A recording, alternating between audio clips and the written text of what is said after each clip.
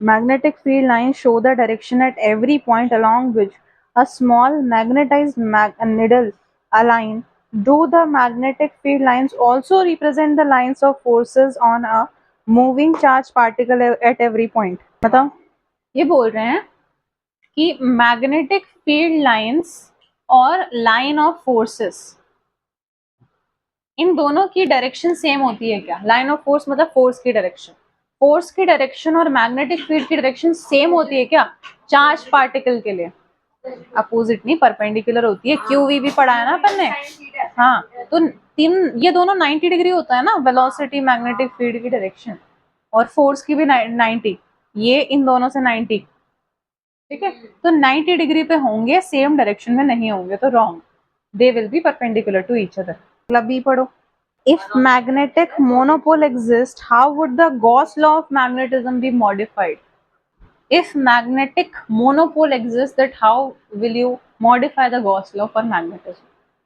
Gauss law क्या था? Monopole वाला ही पढ़ा था। Close integration of B dot DA equals to 0। यहाँ 0 क्यों लिखा था? क्योंकि मोनोपोल एग्जिस्ट ही नहीं करता। Q अपॉन एप्सिलॉन नॉट बोलते हैं ना, यहाँ पर मोनोपोल है ही नहीं, QM ही नहीं है, तो इसलिए हमने डायरेक्ट 0 लिख दिया था। पर अगर हमें गॉस लॉ इसमें लगाना पड़ता है, मान लो मोनोपोल एग्जिस्ट करता है, इमेजिन, तो तुम गॉस लॉ किस तरह से लिखोगे? यहाँ 0 तो नहीं आएगा। Q upon epsilon not electrostatic के लिए, इससे हमें मैग्नेटिज्म के लिए बनाना है। तो Q को हम एनालॉगी जब पढ़ाया था तुमको तो बताया था कि जो 1 अपॉन एप्सिलॉन नॉट है वो म्यू नॉट का एनालॉग होता है। 1 अपॉन 4 पाई एप्सिलॉन नॉट ये म्यू नॉट अपॉन 4 पाई के एनालॉग होता है। तो 4 पाई से 4 पाई काटेंगे तो 1 upon epsilon not mu naught का एनालॉग है। या 1 अपॉन एप्सिलॉन नॉट, मतलब Q को अगर मैं आगे लिख दूं, 1 अपॉन एप्सिलॉन नॉट को अलग कर दूं, इस पूरे की जगह आएगा म्यू नॉट, और Q की जगह QM, या फिर इसको स्मॉल m भी लिख देते हैं, पोल स्ट्रेंथ, ठीक है, पोल स्ट्रेंथ। तो इस तरह से मॉडिफाई होगा, नीचे नहीं आएगा म्यू नॉट, ऊपर आएगा। Close integration of B dot DA ऐसा बन जाएगा अगर मैग्नेटिक मोनोपोल एग्जिस्ट करते तो, ठीक है। Does a bar magnet exert a torque on itself due to its own field? Does one element of a current carrying wire exerts a force on another element of the same wire? Bar magnet तो कभी नहीं करेगा। कभी ऐसा सुना है north pole south pole पे torque लगा रहा है? ऐसा तो हो ही नहीं सकता है ना।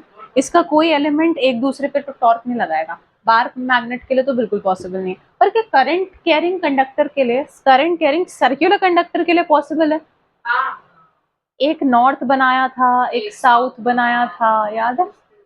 हमने ये लाइन भी लिखी थी कि circular current carrying conductor acts as a magnetic dipole. और डायपोल्स पे क्या लगता है? टॉर्क लगता है। लगाया डायपोल पे ऐसे ऐसे करके मैग्नेटिक फील्ड में डाल के, इधर फोर्स और टाउ लगाया ना, इस पे टॉर्क लग सकता है। सिर्फ करंट कैरिंग सर्कुलर कंडक्टर पे लग सकता है, स्ट्रेट वायर पे नहीं लग सकता, बार मैग्नेट पे नहीं लग सकता।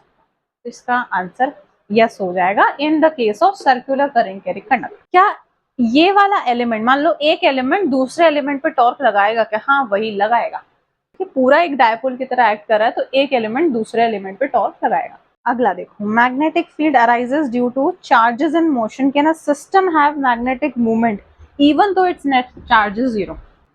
चार्ज 0 होने पर क्या मैग्नेटिक मूवमेंट हो सकता है? अपन ने पैरामैग्नेटिक मटेरियल्स पढ़े थे कि हर एक एटम में क्या होता है, नेट डायपोल मूवमेंट 0 नहीं है।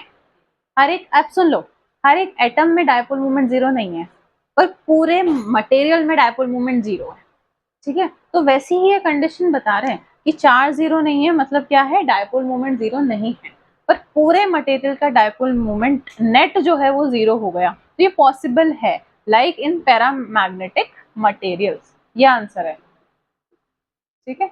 जैसे पैरामैग्नेटिक मटेरियल में हर एक जो अपना कॉन्स्टिट्यूएंट इंडिविजुअल एटम है उसका नेट तो 0 नहीं होता, उसका तो 0 नहीं होता, पर नेट का 0 हो जाता है मैग्नेटिक डायपोल में, ठीक है।